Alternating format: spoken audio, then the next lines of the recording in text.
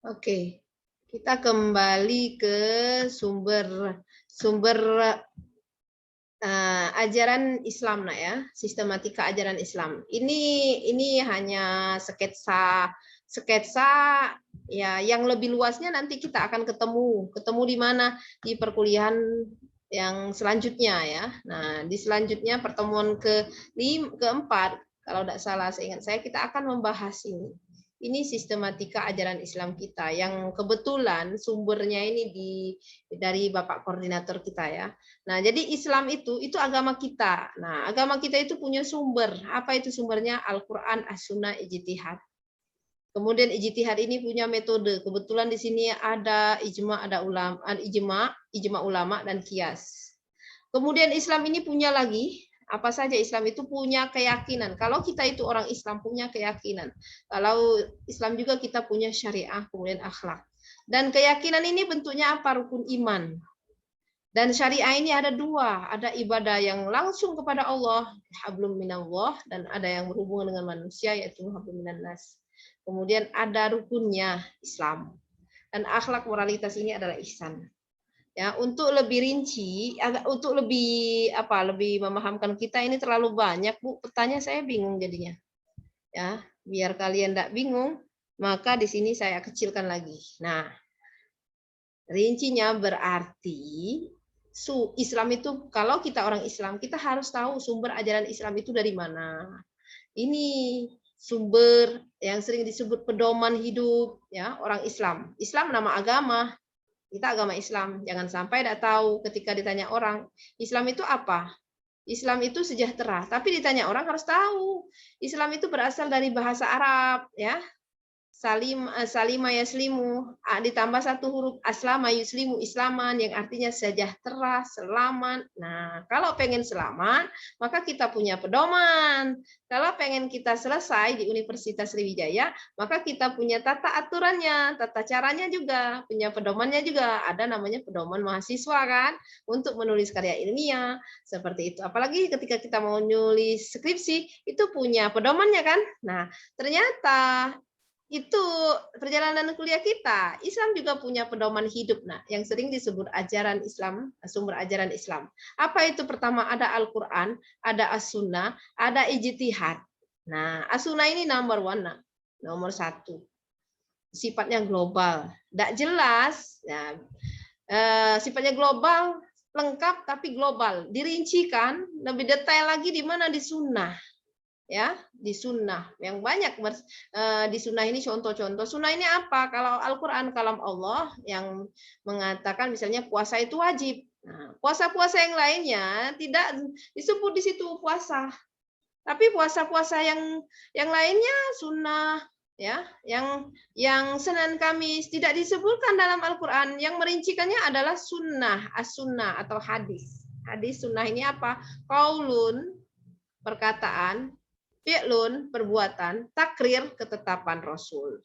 Ya, jadi sholat juga sama, sholat ya, sholat dalam Al-Quran disebut wajib sholat ya, ada sholat sunnah juga, tapi rincinya di sini di teladan kita ini Rasul ya, perbuatan Rasul, perbuatan, perkataan dan ketetapan Rasul ya, seperti itu. Jadi di sini nanti menceritakan ada sunnah, qobliyah, ba'diyah, ada di sini.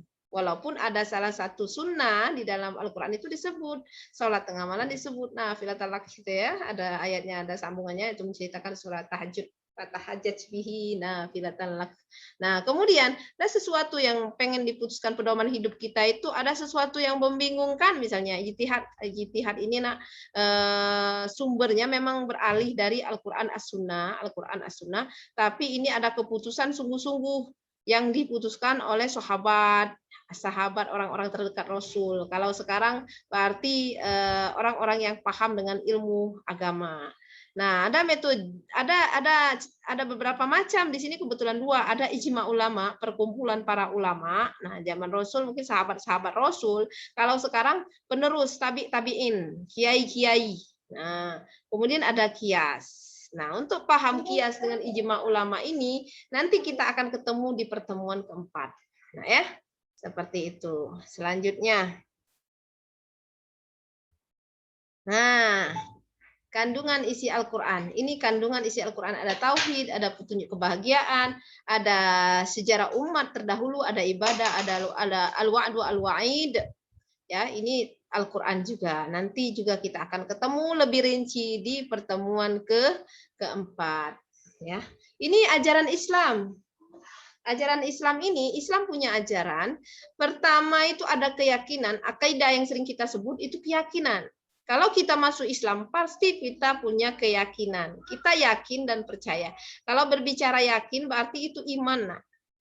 Ya, kalau berbicara dengan syariah dan di bawahnya ada ibadah, itu berarti ada hubungannya takwa. Karena ibadah itu mengerjakan, ibadah itu perbuatan, suatu pekerjaan yang perintah Allah yang dikerjakan, yang mengerjakan segala perintah Allah dan menjauhi segala larangannya. Nah, yang amal ibadah itu ada yang berhubungan kepada Allah, ada yang kepada manusia. Jadi yang baik-baik dikerjakan itu. Ya, karena kita ada gandengin iman dan takwa, mengerjakan perintah Allah dan menjauhi segala larangannya. Nah, ini syariah perjalanan hidup ya, tata hukum Islam. Jadi hidup kita itu ada kegiatan, mungkin kegiatan di dunia, ada nilai ibadahnya, seperti kalian menjabat direktur karena ini tambang, insinyur bukan lagi insinyur, ini sarjana S1 tambang atau S2 tambang, jadi direktur Pertamina atau yang di Bukit Asam itu PT apa tuh ya? Nah, misalnya Nurdin, Rindi, Holis ini jadi orang hebat semua nanti. Amin. Nah, itu kalian itu punya hubungan manusia langsung ke Allah. Apa baik-baik pekerjaan baik Anda itu kepada manusia, dampaknya kepada manusia juga ada hubungannya kepada Allah. Nah, kalau ibadah ini berhubungan dengan Allah seperti sholat, ya, itu ya ibadah haji. Nah, makanya di sini ada rukun Islam. Ya, rukun Islam sudah tahu semua ya kan? Mengucap kalimat syahadat, ya kan? Ananda. Yang kedua apa? Ananda, rukun Islam itu.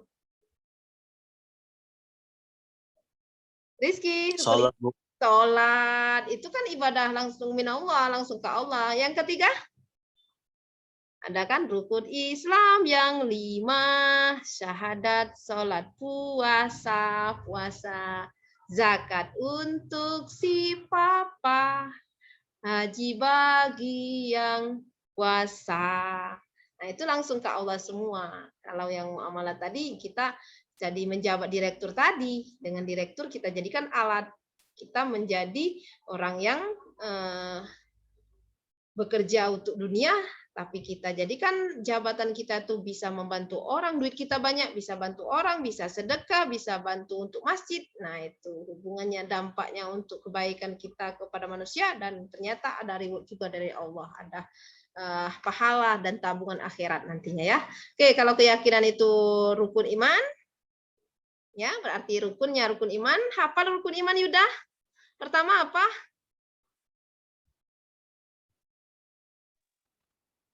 Percaya kepada Allah, rukun iman. Yang pertama Rukun percaya iman, Bu. pada Allah. Ya, percaya pada Ya. Allah. Kedua? Percaya kepada Allah, Terus? percaya pada malaikat, Iya, percaya terus? pada kitab-kitab, Iya. percaya pada Rasul, percaya hari akhir, Iya. dan terakhir itu qada dan qadar. Iya, sip, bagus ya. Syukron. Ahsan. Mumtaz. Mumtaz, istimewa. Oke, selanjutnya kita akhlak. Jadi hidup kita ini dari sini sudah, dari skema ajaran Islam ini ada akhlak, nak ya. Kita itu kadangkala setinggi-tinggi pengetahuan kita ya nak ya, asyar ya, tinggi pengetahuan kita, kadangkala kita masih kita tidak dihargai Ramadan ya. Kenapa? Ternyata kita tidak punya cara dengan orang, tidak punya akhlak. Bahkan ada pepatah itu, gantengnya seseorang, cantiknya seseorang itu apa? Karena adabnya ya. Jadi setinggi-tinggi kita kalau tak punya akhlak, tak punya adab juga kadangkala jadi rendah kita ya. Jadi mari kita iringi, karena ini sudah calon-calon direktur tambang atau nanti kerja di PT Freeport yang ada di mana itu? Papua ya kan, amin amin itu karena ada keluarga saya itu dari FT ini kerjanya di Freeport nah ya, atau yang di Kalimantan itu dia pindah dari Freeport ke Kalimantan, pulangnya 2 bulan sekali tapi uangnya banyak sekali ya seperti itu. Nah jadi hidup kita ini tidak jauh dari moral juga ya, moralitas dan ya, moralitas ini bawahnya keturun ya ihsan ada kebaikan. Ya, nah jadi butuh kita ini ya, karena tadi sudah apa ya, jadi tujuan akademik baik itu Fakultas Teknik maupun Universitas Sriwijaya menciptakan, termasuk kami juga tim dosen PPMPK ini menciptakan generasi yang bermoral. Jadi orang hebat tapi punya cara yang baik, punya ilmu yang tinggi, punya etika yang baik. Jadi ya seperti itu. Nah, Freeport itu jangan salah. Nah, di dalamnya itu ada bangunan masjid juga ya, walaupun dia bentuknya kecil ya musola itu kalau ya tempat sholat. Jadi Anda tidak akan ketinggalan walaupun Anda masuk terowongan kerjanya ya, seperti itu. Harapan kami tak ada yang jelek. Nah, harapan kami kalian adalah orang hebat semua nanti. Amin. Nah, ini akidah tadi, sudah tahu ya akidah tadi yang disebutkan oleh temanmu tadi, rukun iman, sudah tahu ya, pada Allah, malaikat, Rasul, kitab-kitab, hari kiamat, qadar dan qadar. Sudah tahu semua ya yang berhubungan dengan akidah. Nah, syariah, jalan ya, jalan ini ibadahnya kepada Allah, ibadahnya hablum minallah langsung kepada Allah. Ini dia yang langsung kepada Allah, syahadat, puasa, yang nyanyi tadi, syahadat, salat, puasa, yang tadi ya zakat, haji ke Mekah ini bagi yang mampu. Nah, hablum minannas tadi itu tadi kita jadi orang hebat, tapi kita jangan lupa membantu orang, sedekah, karena itu hubungannya, dampaknya kita baik kepada sesama manusia, namun juga ada hubungannya kepada Allah. Jadi ada ini lebih rinci nanti kita ketemu di iman dan takwa ya, pertemuan ke-6.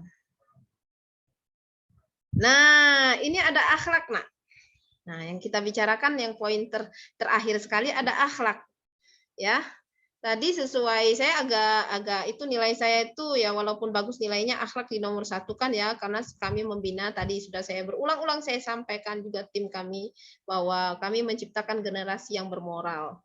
Akhlak engkau menyembah ini ada kata-kata ya menyembah oleh seolah-olah kau melihat Allah bila engkau tidak melihat Allah yakinlah Allah melihatmu. Nah, akhlak ini ada terhadap Allah berarti kita mengerjakan perintah-perintah Allah, apa yang menjadi larangan Allah dijauhi, apa yang perintah Allah kita kerjakan ya. Nah, kemudian ajaran-ajaran yang perintah-perintahnya juga kita ikuti ya. Begitu juga dengan sumber hukum sunnah Rasul teladan kita. Rasul mungkin tidak mendukung, kita tidak sopan, kita tidak jarang membantu orang ya. Nanti kita belajar juga di etika moral dan akhlak ya. Ada akhlak buruk, ada akhlak baik, ada etika buruk ya. Nah, itu kita pelajari juga. Kemudian ada juga nak ya terhadap makhluk. Makhluk itu kalau Allah ini adalah Khalik yang menciptakan kita. Ternyata kita juga makhluk ini juga harus kita juga punya akhlak kepada sesama makhluk. Makhluk ini siapa? Yang diciptakan seperti kita manusia, hewan, binatang itu ya, itu makhluk. Nah, makhluk ini ada dua nak ya. Ada yang masih hidup, yang masih hidup kita punya cara juga ya dengan orang tua bagaimana, dengan dosen bagaimana, dengan adik kecil walaupun kecil kita tetap sayangi dan hormati. Nah, seperti itu. Dengan yang binatang seperti itu juga mengengon atau memelihara kucing ya, dikasih makan jangan dipelihara saja tapi tidak dikasih makan. Itu cara juga dan etika juga dan akhlak juga.